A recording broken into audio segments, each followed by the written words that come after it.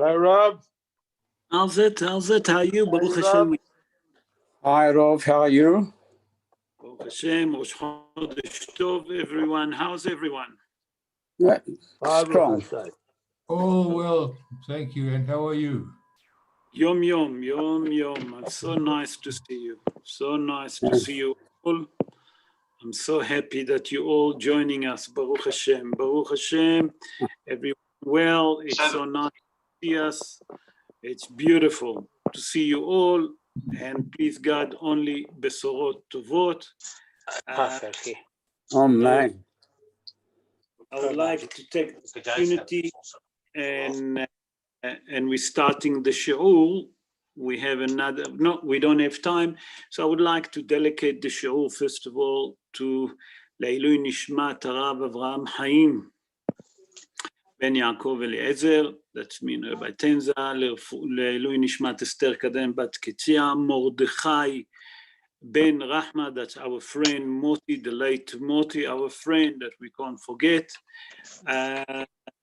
Leilui Nishmat Esther Bat Moshe Levy, ולרפואת. First of all, just to wish a great רפואה שלמה to Haya Hefti Bat Sarah Imenu. That's Hefti Kruger. Please God refuah shleima. I'm going to mute everyone because there is noise at the back. Me. And then if you want to ask, then if you want to do, just unmute yourself. לרפואת אביבה בת שינה קליה, מנשה נג'י בן פרחה, ליאורה בת מרים, טלי אסתר בת ליאורה, הרב אברהם בן מרינה, והרב שלמה יהודה בן דליה.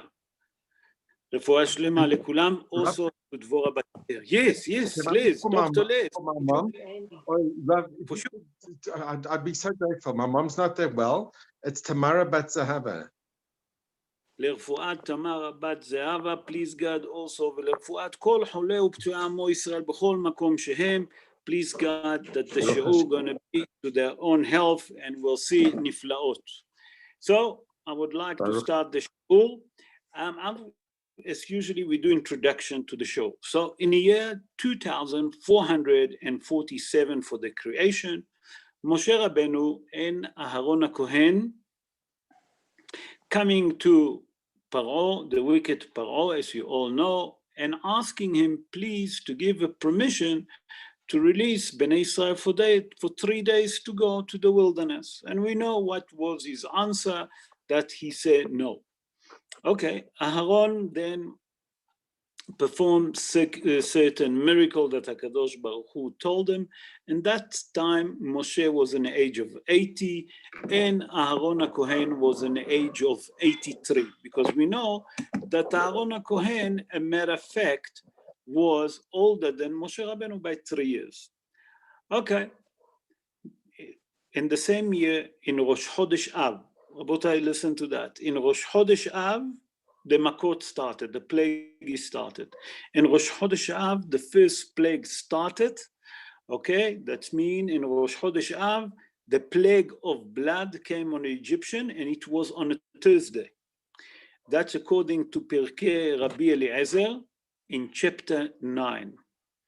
In Rosh Chodesh Elul of that year, when I'm talking that year, that means 2447 for the creation, okay? The plague of Tzfardea, the plague of frog coming on the Egyptian. In the year 2448, okay, in Rosh Hashanah, that means in Rosh Hashanah, the plague of lice, plague of kinim come on the Egyptian. And Hazal in the Gemara in Masechet Rosh Hashanah in page 10, folio 2, and 11, folio 1, Hazal tell us that a matter of fact, and that time in Rosh Hashanah of the year 2448 for the creation, Bnei Israel stopped working. That means they rested from the hard labor work that they was. And Hazal explained also that was 40 different kind of lice that came on the Egyptian. The plague of lice have 14 different species. And that's according to the Midrash Rabbi in chapter 12 in verse 4. Okay, Hazal also explained there that the first 3 plagues, Hazal explained in the Midrash Rabbi Shmot that we mentioned, that the first 3 plagues been performed by Aaron HaKohen. And why? Because Moshe Rabbeinu wanted to show his gratitude, number 1, to the Nile, to the water, to the liquid. That's why he didn't perform the plague of blood and not the plague of Tzfardea, where they live. And the 3rd plague that was Kinim, he didn't want to perform it because the miracle that happened when he killed the Egyptian that he buried in the sand. So those the first 3 that he didn't perform. And Aaron HaKohen performed the first 3. In Rosh Chodesh Heshvan now, we're starting, came the plague of Arov, that's the wild beast. Okay, and that obviously now Moshe Rabbeinu start performing the plagues, and I saw that in the Sefer HaYashar HaKadmon, listen to that, in page 287, I saw that another kind of animal came, and that's what's called the sironit. In Hebrew, it's called the sironit. Sironit is a mermaid. And when I wrote this shiur, the introduction, I didn't know what happened. While I was writing the introduction of the shiur, I didn't see the other commentary. But when I wrote the shiur, I saw something interesting about the mermaid. I made a shiur, I think, 4 years ago about the mermaid, the sources from the Gemara, how has the mermaid been created? Is it a nice animal or not? We'll see just now in the show. So maybe I repeat that show about the mermaid. I bring the Gemarot that speak about mermaid and how is mermaid being created? Where is it mentioned? Because many people think that it's not exist. So here's a source for us that it exists, the mermaid. In Rosh Chodesh Kislev came the plague of Dever, that's pestilence. In Rosh Chodesh Tevet came the plague of broiled. In Rosh Chodesh Vad, that it was today, came the plague of Barad. And that's the 7 plagues that there is in our Parsha. By the way, Makat Barad came with fire on it. That means hell with fire. That was together. Hazal explained that before that in Midrash Tanhuma, actually Rashi bring it in chapter 7 in verse 25. In verse 25, Rashi HaKadosh bring it in chapter 7 in our parsha. In verse 25, Rashi explained, he bring it actually in the name of Midrash Tanhuma. Okay, he explained like this, that each plague took 7 days, except the plagues of Hoshech, the plague of darkness. But for 3 weeks before was a preparation to give a chance for the Egyptian to do tshuva, to release the Jewish people, and they didn't accept it, not Paro and not his advisor, and we know that the plague came for a week. So, בעזרת השם, נעשה ונצליח, והשם עלינו ברחמיו ירוויח. We'll start the show. וידבר אלוהים אל משה, ויאמר אליו, אני אדוני. God spoke to Moses and said to him, I am Hashem. Okay. In English, it doesn't sound so critical, but in Hebrew, it's completely different. And we have to understand, if you look at our Parsha, it starts, וידבר אלוקים. Elokim, Hazal tell us in a Gemara in Masechet Brachot that the word Elokim, in page 60, folio 2, Hazal tell us there something very interesting, that the word Elokim referring to the character trait of judgment. When the Shem Havaya, Amonai, referring to the character trait of mercy and compassion. So many of the Mefarshim ask, why does it start so harshly? Why did HaKadosh Baruch Hu speak very harshly here to Moshe Rabbeinu? And he starts with a character trait of judgment to Moshe. Why does it start like this? So I'm going to bring a few commentaries and we'll try to understand what's happening in the first verse. So the first commentary that I'm going to bring is the commentary of Rabbi Mordechai Cohen. Rabbi Mordechai Cohen, born in the 16th century in Tzfat, and he wrote the famous book Siftei Kohen on the Torah. And he said, if you look in the end of Parashat Shmot, what happened?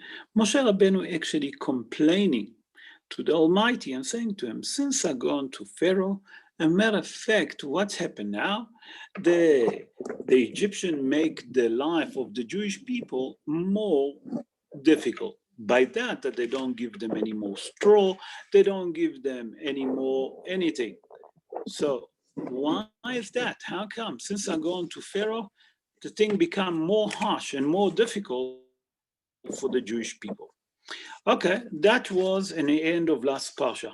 HaKadosh Baruch Hu actually answered Moshe Rabbeinu, and he said to him, from that the Egyptian making the life of the Jewish people much harder now, you know that the redemption is actually very close. What does it mean?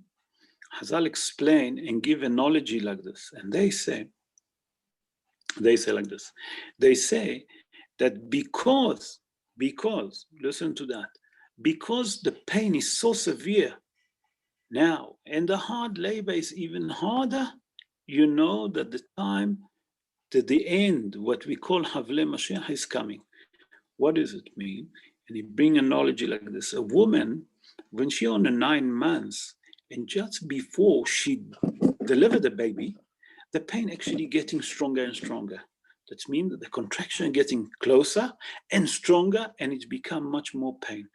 Say, Rabbi Mordechai Cohen, if you look, when you see that there is different decrees on the Jewish people, even if it's spirituality, or if it's not spirituality, is physicality, you must expect the Mashiach. That's mean that that's the sign, okay, when the pain getting stronger, that the Mashiach going to be here any minute. The Kabbalistic Rabbi explained it differently. The Kabbalistic Rabbi explained, because the Sitra Achra see that its time in the world become very short, she getting ballistic. That's very short, I don't want to... Okay. I saw another opinion that brought by Rabbi Haim de la Rosa. Rabbi Haim de la Rosa was he born in Jerusalem 283 years ago. And he explained that actually, if you look, our parsha starts with a character trait of judgment, and ending up the first verse with a character trait of mercy and compassion. What's happening here? And he explained it like this. He said, Nachon, that lichora, when you look at it, you'll think that because the pain, because the hard slavery that the Egyptian put the Jewish people, it's look like very terrible. But it's a matter of fact that this is mercy and compassion awards the Jewish people. Why? He said, by that the Egyptian put us in such hard slavery, it's made the time of the slavery shorter. Instead of 400 years, 210 years. That means that in what in our eyes look as a hard slavery, a matter of fact, it was the character trait of HaKadosh Baruch Hu that he performed mercy and compassion. That means that if you look, that if Bnei Israel didn't have such a hard slavery, they will stay in Egypt for 400 years for slavery. But instead, there was only 210 years in hard slavery. And that's what the Torah come to tell us. That's why HaKadosh Baruch Hu spoke harshly to Moshe. Another explanation why did HaKadosh Baruch Hu spoke very harshly to Moshe Rabbeinu. Hazal in a Gemara in Midrash Shemot Rabbah in chapter 3 verse 14 explain that when HaKadosh Baruch Hu revealed himself to Moshe Rabbeinu in a burning bush, it took 7 days for Moshe Rabbeinu in the end to accept the mission to go and to redeem the Jewish people. So that means for 7 days, Moshe Rabbeinu refused to go to redeem the Jewish people. And we know that in the end he accepted it. But the question is, why did Moshe refuse for the first 7 days to go to redeem the Jewish people? So to understand that, we have to go first of all to look at the Gemara in Masechet Brachot. Chazal tell us that if you look, Moshe Rabbeinu asked, first of all, Chazal in the Gemara in Masechet Brachot in page 9, folio 2. Chazal say, if you look, when Moshe Rabbeinu spoke to HaKadosh Baruch Hu, he asked HaKadosh Baruch Hu, if Bnei Israel will ask me, what is your name? What should I tell him? What is your name? I need to know what is your name, so I know what to tell them. It's not so simple. So HaKadosh Baruch Hu answered to Moshe Rabbeinu, the answer like this, Ehyeh asher ehyeh. What does it mean, Ehyeh asher ehyeh? So Chazal and the Gemara learn from here, from that it say Ehyeh, okay, that's Ba'oveh, it's mean in the meantime. Now, I will be with them. What does it mean I will be with them? When they go into slavery, I'm with them. I'm with Bnei Israel in slavery. Asher Ehyeh, that's in the future. Chazal learned from here that Moshe Rabbeinu said, wait a minute. You telling me that I need to go now to redeem Bnei Israel? That's fine. But from here, I'm learning that's going to be another exile for the Jewish people, another few exile. In that case, I don't want to redeem them. If you want me to redeem Bnei Israel, I'm willing to go as long as that's the final redemption. And that was why Moshe Rabbeinu didn't want, because he said to HaKadosh Baruch Hu, if going to be another exile, choose another man. I don't want to go. Anyway, Moshe Rabbeinu wanted to redeem the Jewish people finally, and that's what he refused. So the argument was that Moshe Rabbeinu wanted actually the benefit of Bnei Israel. What does it mean, the benefit? That he wanted to be the last exile, not going to be. We know that was 4 exile, okay? That was Mitzrayim, Bavel, Madai, and Edom. And now we're in Edom, Galut Edom, the final exile. So that's why Moshe Rabbeinu didn't want to accept the mission to go and redeem Bnei Israel.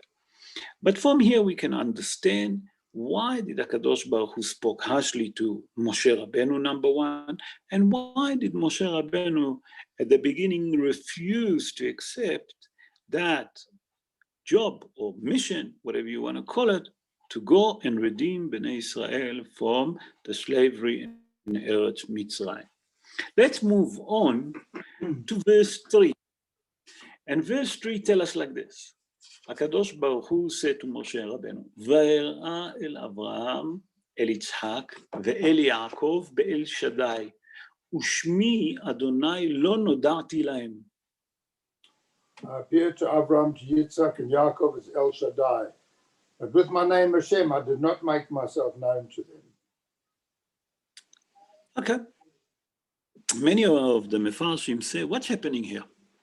Why does it say here, Va'era el Avraham, el Yitzhak, el Yaakov?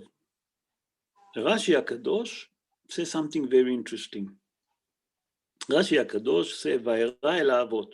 That means I appear to the fathers. and many of the Mefarshim say, what's the Hidush? What is the Hidush that Rashi said that he appeared to the fathers? We know that he appeared to the fathers.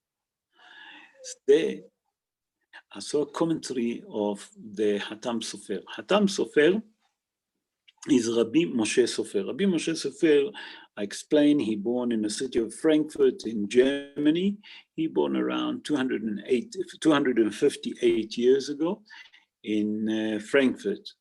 And he explained like this, and he says that HaKadosh Baruch Hu, a matter of fact, say, from that Rashi say, La'avot, to the fathers, he come to tell us that whoever asks HaKadosh Baruch Hu to reveal himself to him, HaKadosh Baruch Hu will reveal himself.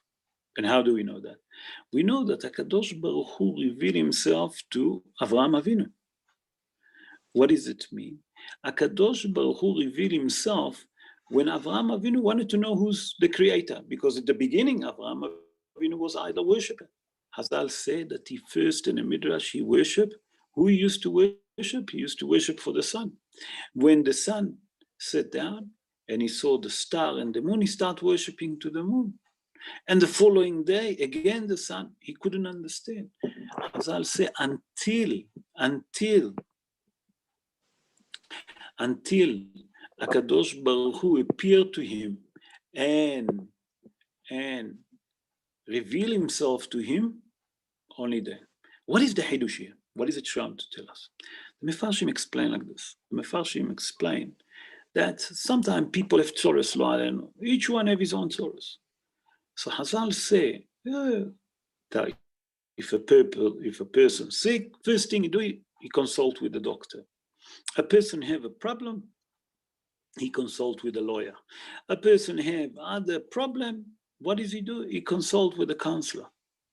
Say the Hatam Sofer, first thing that you should consult, you should daven, you should pray to HaKadosh Baruch Hu. That's mean, lo alenu, if a person's sick, he should daven to HaKadosh Baruch Hu that he should send them a good doctor, and then to go to a doctor. A person have a problem that he need to go to lawyers because he can't sort it up, maybe have a problem with a Gentile, whatever is it. You should daven to HaKadosh Baruch Hu that send them a good lawyer. And that's how it should be.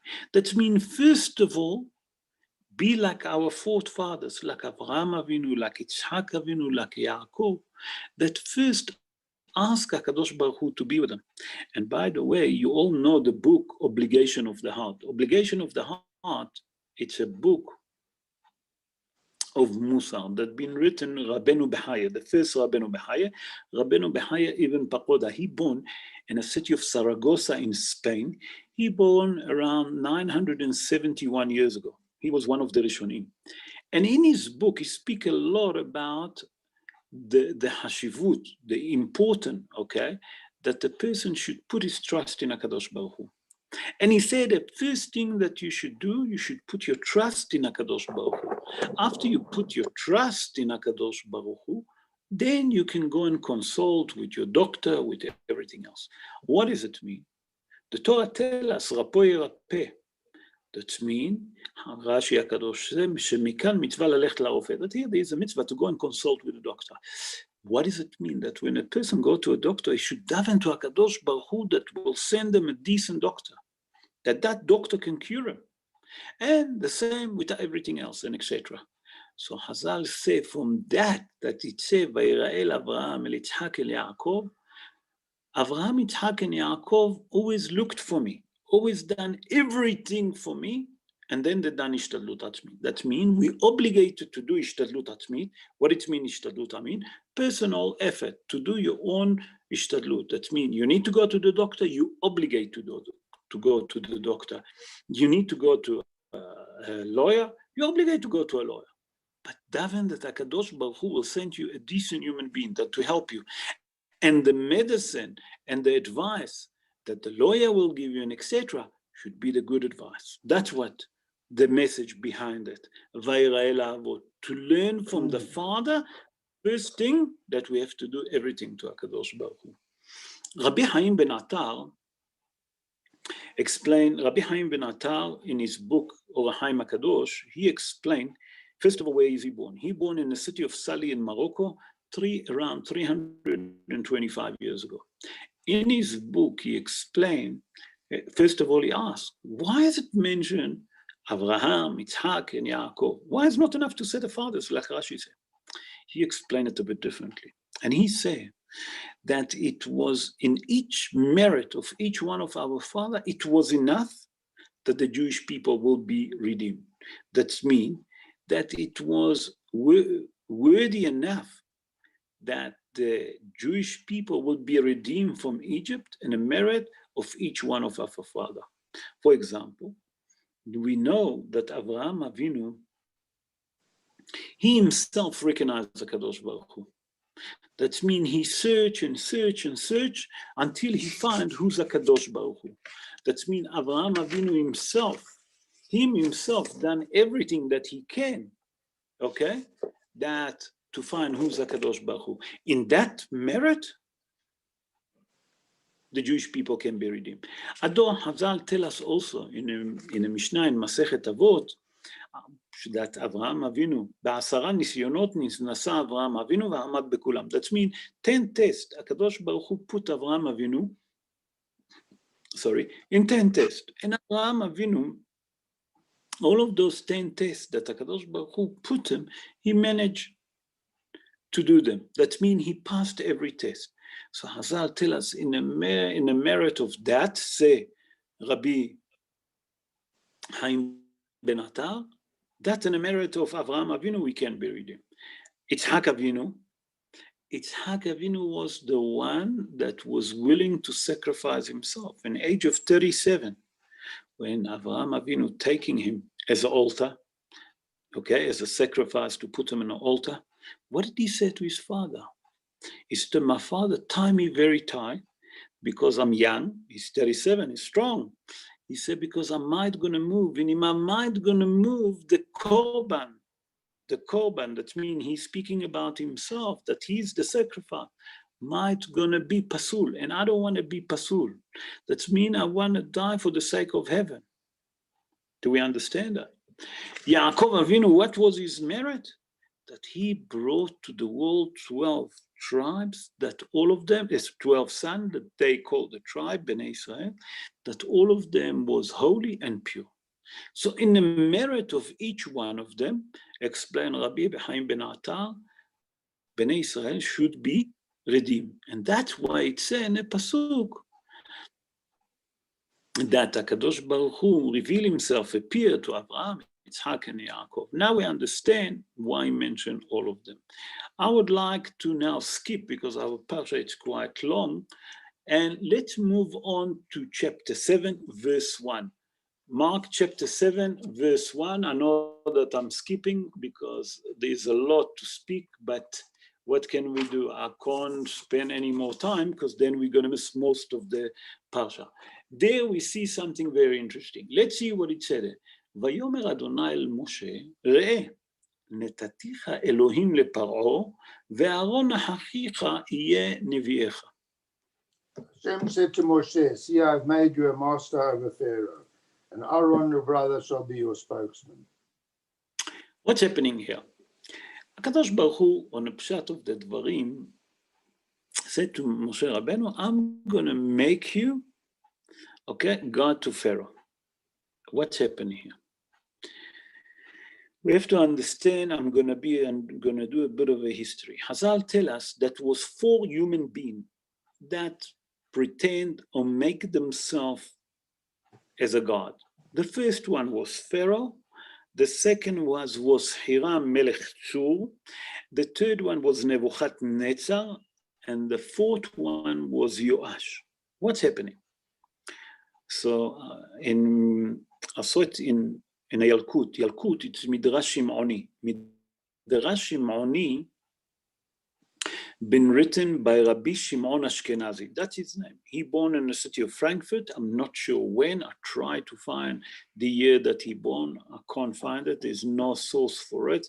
I'm still going to try and search. And in Yalkut Shimoni, in Remez Shin Samech Zayin, that means 367. Okay, Remez is a hint, but it's like chapter 6.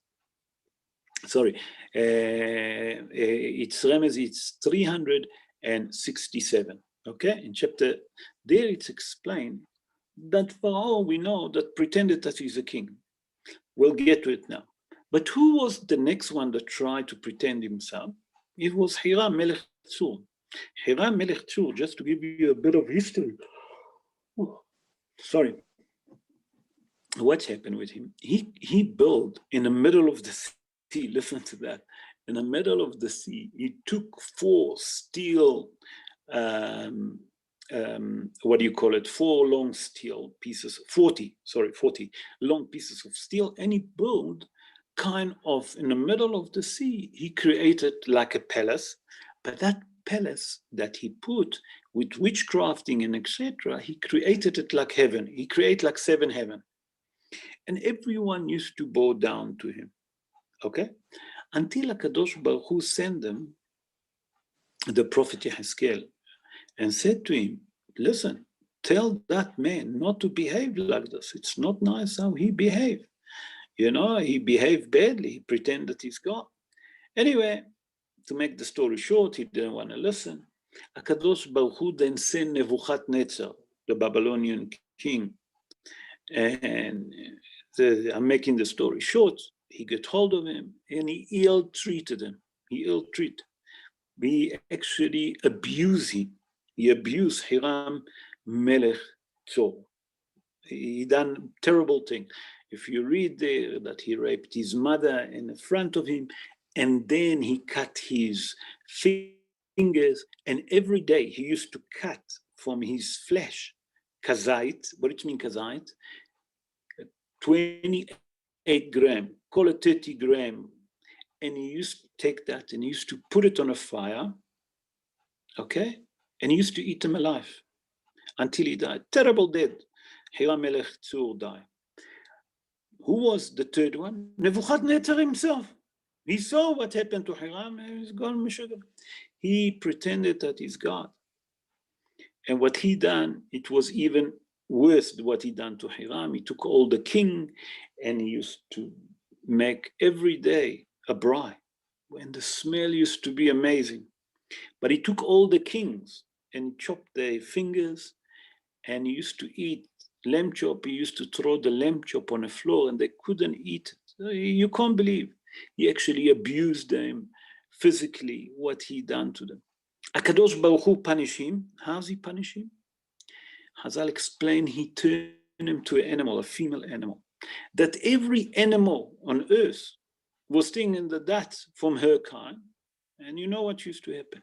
And he used to understand, he used to have a human being brain, and he used to eat grass, and people and the animal used to actually abuse him. The same like he abused the king. The fourth one, listen to that, that's very interesting story, was Yoash HaMelech. What's the story with Yoash? Yoash was a little boy, and he was from the descendants of David HaMelech. Hazal tell us that Atalia, the mother of Ahaziah, killed all the descendants of David HaMelech because she wanted her son to be the king and not from descendants of David HaMelech, except Yoash. Yoash was a little boy when Yosheva, the daughter of the king Yoram, took him and put him and hide him in Kodesh HaKodashim, in the Holy of Holiness. For 6 years he'd been there. And for 6 years, she hid him there because Atalia cannot get hold of them. Atalia, the mother of Yohaz. And Atalia never thought that even that little boy can be them. And for 6 years he lived there, and the Kohanim used to give him food until he grown up. After that, people said to them, you know, you are God. And he took it seriously. Why? People said to him, no one can enter Kodesh HaKodashim. How did you manage to enter Kodesh HaKodashim? And you live there. And nothing happened to you? You must be. Because even the Kohen Gadol once a year can enter. So what happened? Yoash believed it, and he was thinking that Chas v'Shalom is God. And Yoash HaMelech, that pretended that, Hazal explained that in the end he died a terrible death. Why? Because Yirmiyahu said to him and his followers, what are you doing, people? What are you doing? You're bowing down to a human being. And Yoash commanded to kill Yirmiyahu, the prophet Jeremiah. And we know what's happened. So Yoash, in the end, the HaKadosh Baruch Hu punished him that he died in such a difficult death that his own people, that those that trusted, that he trusted them, those that told him that he's God, actually killed them and tortured him. So Hazal say, from here you learn something extraordinary. That the person that Chas v'Shalom pretend that he's God, HaKadosh Baruch Hu will punish him very severely. And that's what happened to Paro. What happened in this? Paro pretended that he's God. HaKadosh Baruch Hu come and said to Moshe Rabbeinu, what did he say to him? Netaticha Elohim leParo. You're going to be the God of Pharaoh. What does it mean, the God of Pharaoh? Hazal said that all the plagues, all those pain, all the sorrow that Egypt have, because they believed in Pharaoh, and Pharaoh pretended that he's a king, he's a God. And that's what this verse come to teach us. This pasuk come to teach us that when a person try to pretend, Has v'shalom, that is Elokut is pretending like he's God, is something above, HaKadosh Baruch Hu will bring him down and punish them very severely. And that's what happened with Paro. And that's what verse come to teach us. That was 4 people like this, the Midrash say, and all suffer badly. And from here we can learn very important message. That even sometimes people think, I don't know how people can think, but because they're born to a human being, you know, how can they think like this? I don't know, there's some sugar, but what's going to be the end? And that's what HaKadosh Baruch Hu said to Moshe Rabbeinu. You, as a human being, going to actually show Pharaoh that you is God and not him. You're going to embarrass him because he pretended that he's God and he couldn't do nothing. Anyway, let's move on to verse 12 in chapter 7. I'm still in chapter 7. And there we see something very interesting. In chapter, my Chumash actually jumped on. In verse 12, we see something very interesting. Here it speaks about the stick of Aaron, and we see something very interesting. In verse 12, it says like this, Vayeshlichu ish mateu, vayiyu letaninim, vayivla mate Aaron et matotam. Each one cast down his staff, and they became snakes. And the staff of Aaron swallowed their staffs. Okay. On the pshat of the dvarim, we see that Aaron HaKohen, when he came in front of Pharaoh to perform, he took his stick that he had on his hand and he threw it on the floor and it turned to a snake. Tanin can be translated snake, alligator, it doesn't make, or crocodile, whatever you want to call it. Pharaoh, the wicked Pharaoh, laughed on Moshe and Aaron. He said to him, in my Hogwarts, you remember that in, what is his name? In the movie, what is it called? Harry Potter, this special place that they teach to become a magician. He said, grade 1 students in my place can do that trick. So he told his sorcerers, his witchcrafters to throw their sticks, and they turn it to, what happened? They turn also to snake, to crocodile. But the Torah doesn't tell us all of this story. The Torah tells us something very important. What does the Torah tell us? The Torah tells us that the stick of Aaron swallowed a stick. And she put a lot of emphasis about it. And we have to understand why is the Torah put a lot of emphasis about that the stick of Aaron swallowed the stick of the sorceress. What's hiding behind it? So Hazal explained that there is here is to teach us something. I'm going to bring 2 commentaries because here there is 2 special miracles. The first miracle that happened, it can happen that a crocodile, a snake can swallow other snake, can swallow other crocodile. But for a stick to swallow another stick, never been heard, never been saw. And that's when Pharaoh realized that he's dealing with holy people. The second thing, the second miracle that performed, now remember that it was 1 stick of Aaron and the rest of the stick of all the sorcerers. That stick of Aaron swallowed all the other stick. But the stick never changed his size. The stick, not only that it didn't change his size, it didn't change his weight. That's when Pharaoh started to understand that he's dealing with holy people. And that's when he said to Moshe and everyone that here I can't do anymore. That kind of a performance I can't.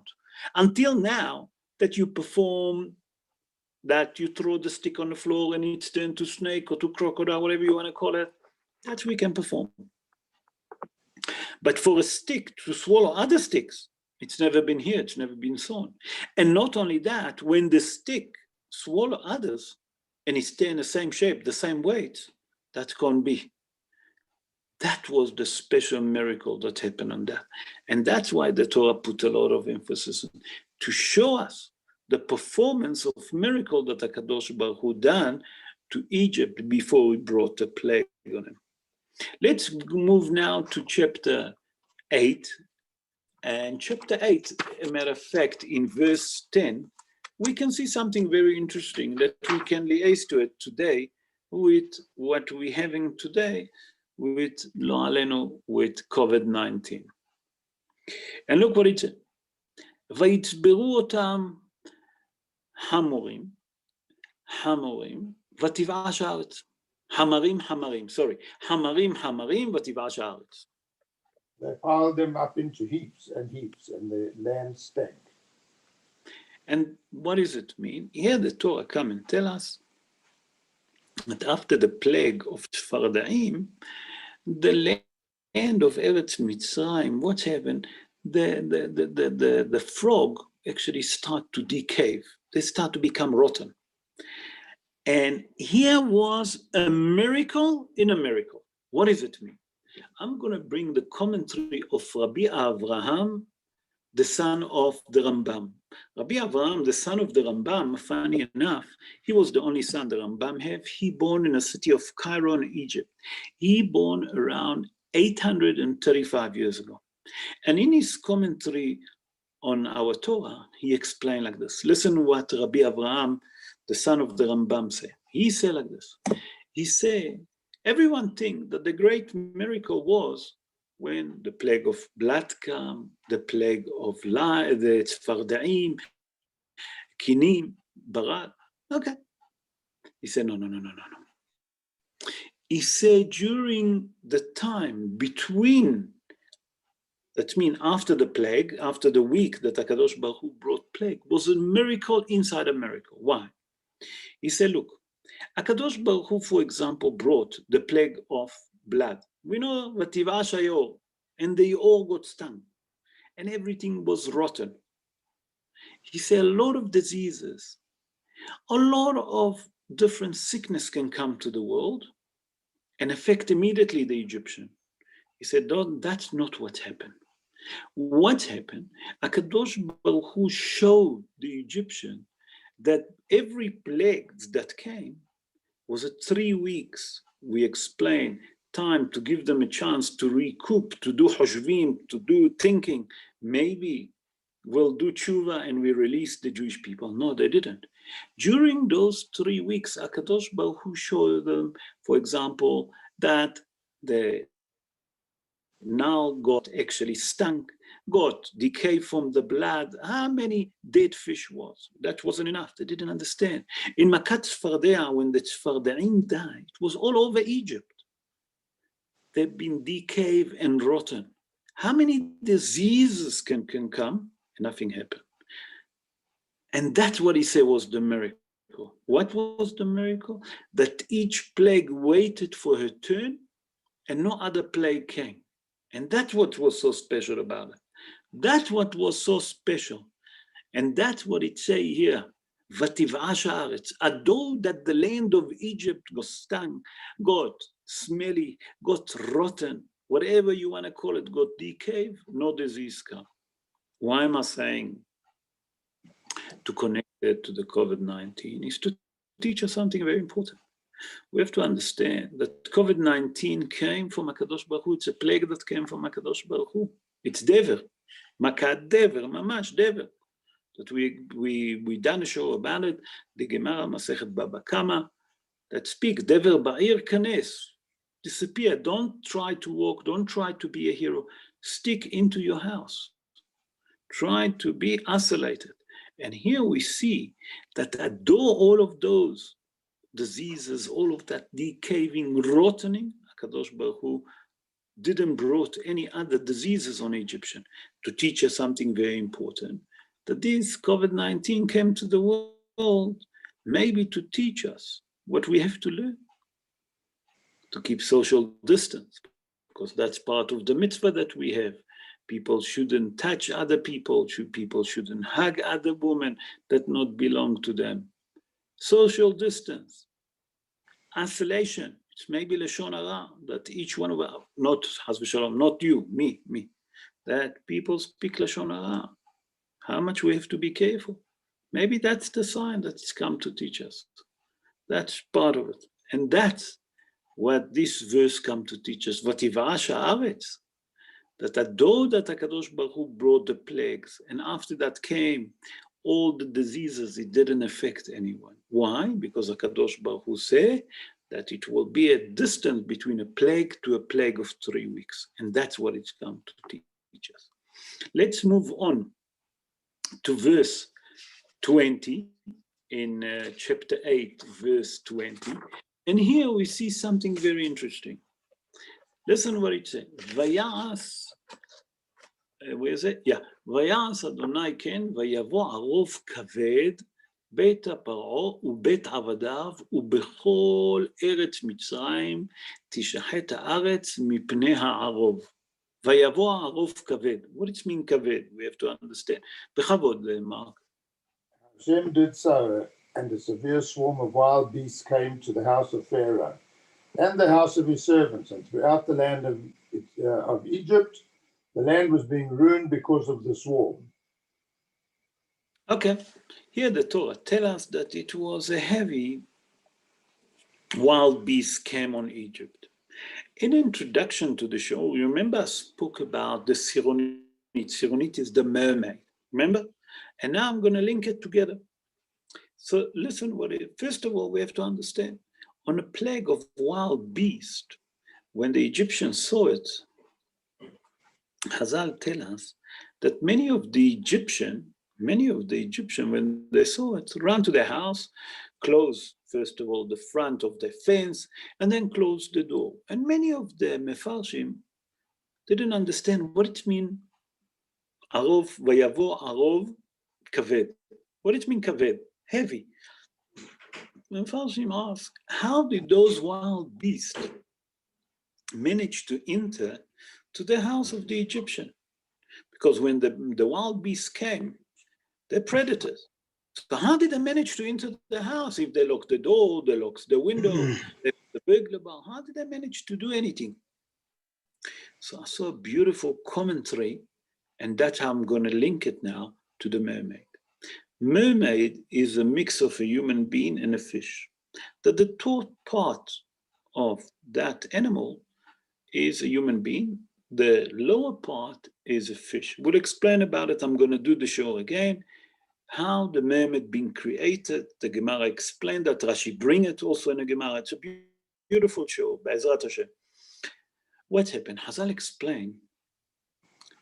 HaKadosh Baruch Hu brought specially that mermaid. Why? When the wild beast wanted to attack the Egyptian, those one ran to the house and locked. Many of them was inside the house. What happened? HaKadosh Baruch Hu brought the mermaid, and the mermaid climbed on top of the roof. And each one of those houses have chimney. Why? Because in the olden days, everyone used to cook. Everyone used to warm their house with a chimney.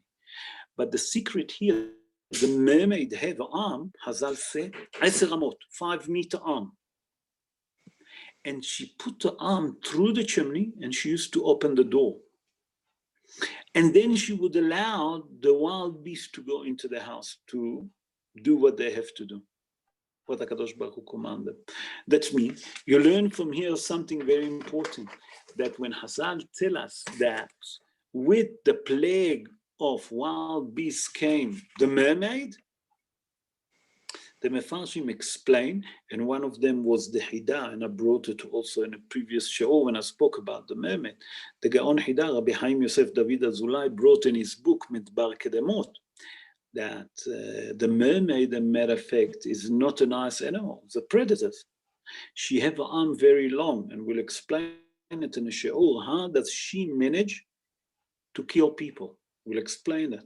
It's a beautiful shiur. Please God, I need to find it and I'll repeat over it and then I'll announce it. So we see from here what it means when we say in a pasuk,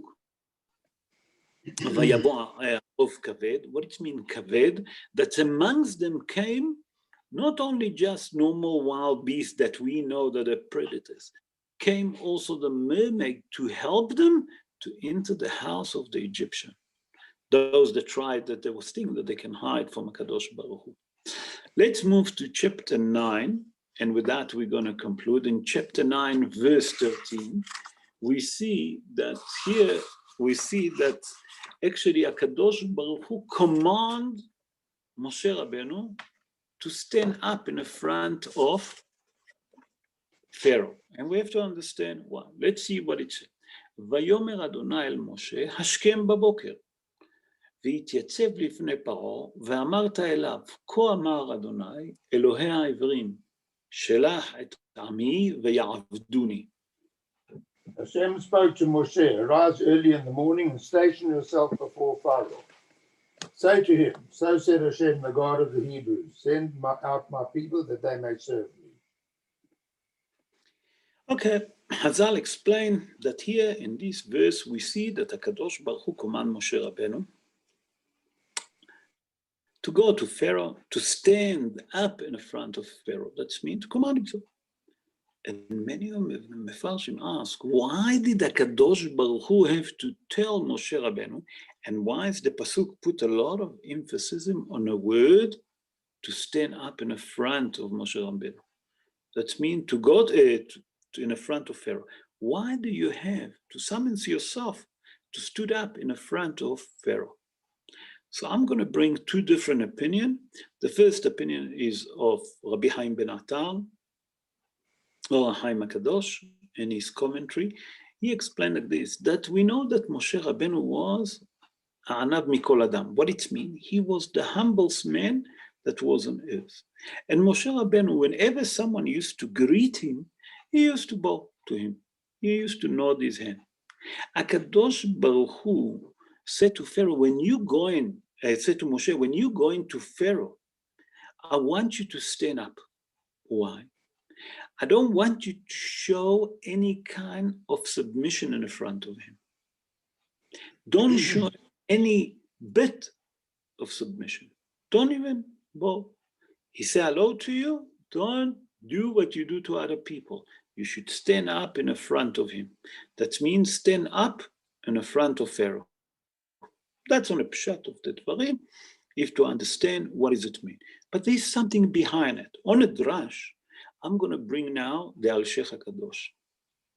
Rabbi Moshe Al-Sheikh, born in the city of Andripoli in Turkey 504 years ago, around 504 years ago.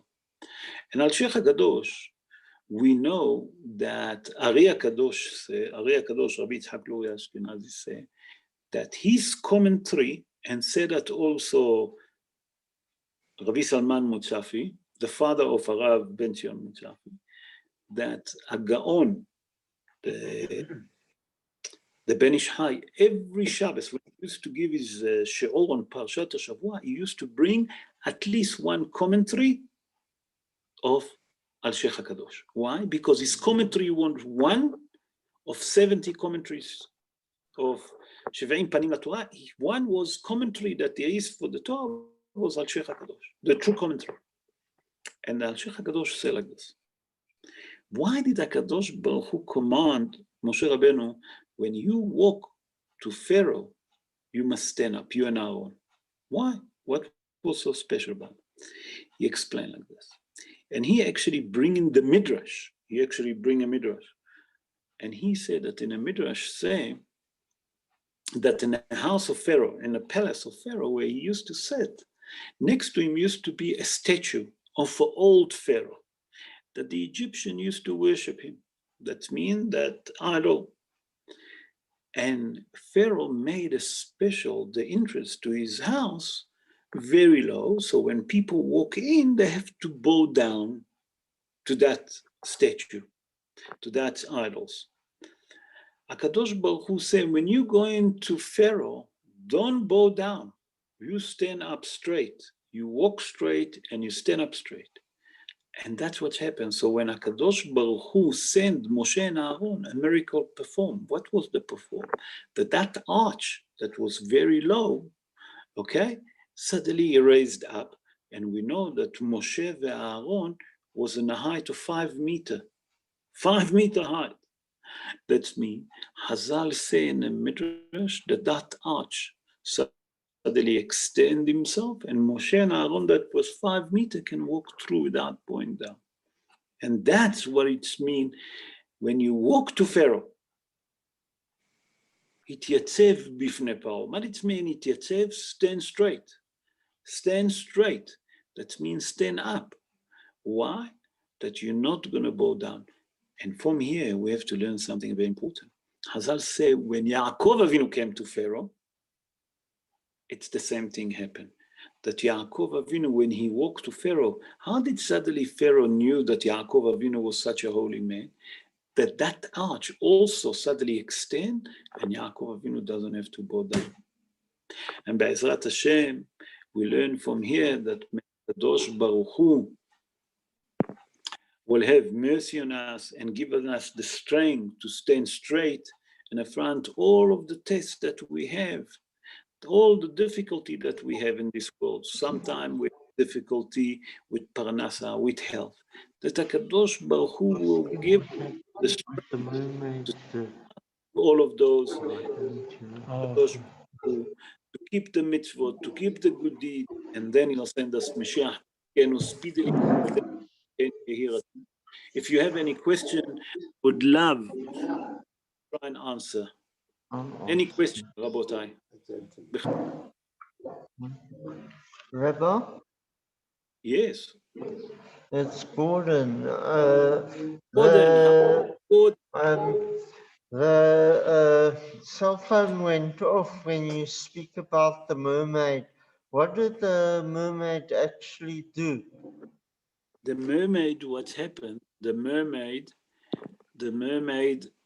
have a long arm, and she climbed into the chimney, and with the long arm that was opening the door of the house of the Egyptians.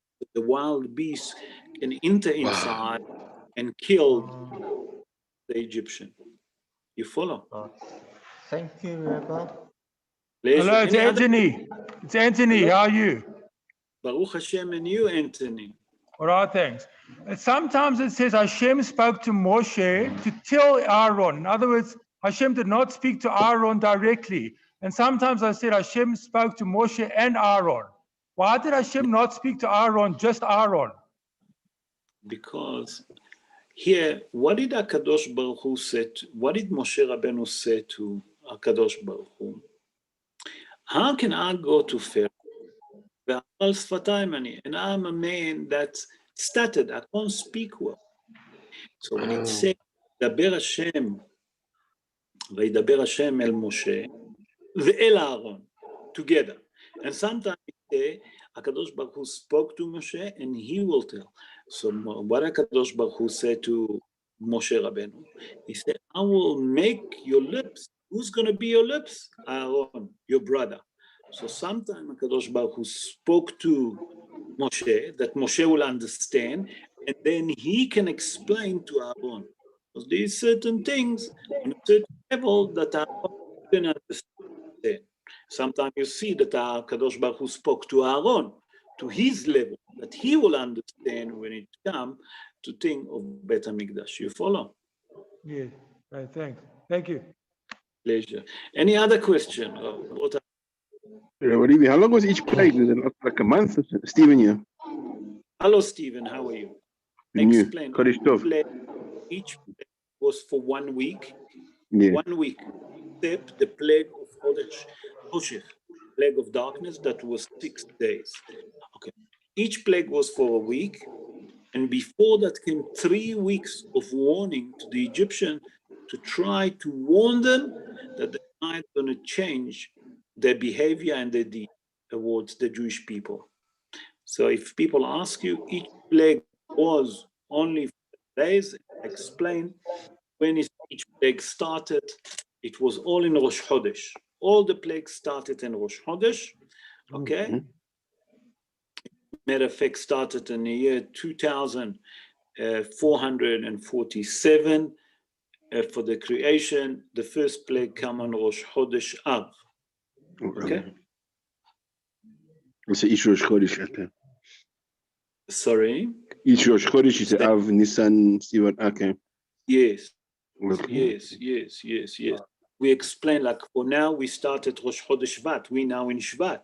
The plague Yes, of yeah. Barat, the final plague in our Parsha, because in our Parsha, we saw that there is 7 plagues. The next 3 Parshiot, in the next Parsha, we see that there is the last 3 plagues. So the final plague was the Makat Barat. Barat is hail. Hail came with fire. When is it started? Exactly on Rosh Chodesh Shvat, the same like today. It started the plague of hell. You follow? Okay. Interesting. Any other question, Rabotai? Quick one. Moses was 80 when he spoke to Pharaoh. Was that the first time he'd spoken to Pharaoh, when he was 80, or did he speak before he's 80-year-old? No. Moshe Rabbeinu brought up in the house of Pharaoh until the age of 18. You forgot, Anthony, we explained. Yes. When he was a little boy, he grown up in the house of Pharaoh. In the age of 18, when he killed the Egyptian that used to be Datan, you remember it was 2 brothers, Datan and Aviram. When he Datan, Moshe Rabbeinu saw that from that Egyptian no good will come, not from him, not from his descendants, not from all of his generation. He killed him with a holy name. And then he had to flood until the age of 50, from 18 to 80, Moshe Rabbeinu never spoke and never saw Pharaoh. In the age of 80, he come with Aharon, they gone to Pharaoh. In the age of 81, we'll explain. Actually, Moshe Rabbeinu redeemed the Jewish people. After a year, after 12 months, they had good clap that the Egyptian got the 10 plagues. You know what I'm saying? Okay, is that helping you? Yes, Yeah. thanks. Okay, any other question? Rabotai, maybe you have any question? Just to thank you, Rav. Okay. Rav, thank you very much. And a Chodesh Tov and a Shabbat Shalom, and I really appreciate it. Thank you very much. Dr. Les, I saw your grandson. It was a great, it was a picture to see him on your leg. We're looking after. Oh, wow, that's beautiful. May you please, God, have only nachas from them. Please, God, many more, healthy, and have a nachas to all of you, from all your grandchildren. Have a good Shabbat. And Shabbat Shalom, Rav. Shabbat Shalom. Shabbat Shalom, Rav. Have a good Shabbos. Keep safe. Keep healthy. Have a good Shabbos, Rav. Shabbat Shalom, Chodesh Tov. Shabbos. Chodesh Tov u'mvorach.